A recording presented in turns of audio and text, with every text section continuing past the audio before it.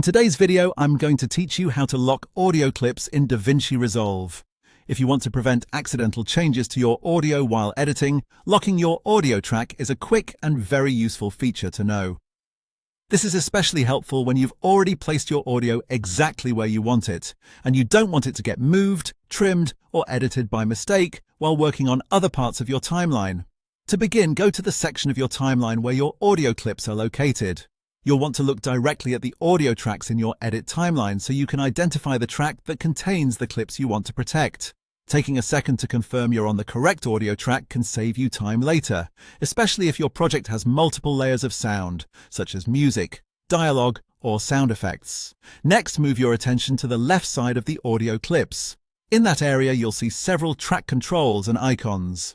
These icons let you manage different settings for that specific track. Depending on your workspace layout, the icons may appear in a compact space, so it helps to look carefully if you don't spot the one you need right away. Among those icons, find the lock icon. Once you see it, click the lock icon.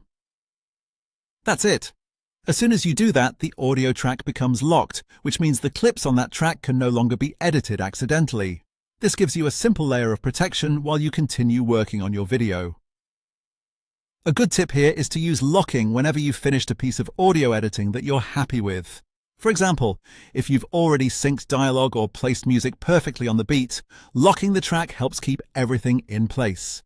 It's a small action, but it can prevent frustrating mistakes during the editing process. If you ever need to make changes again later, you can simply return to the same area and click the lock icon to unlock the track.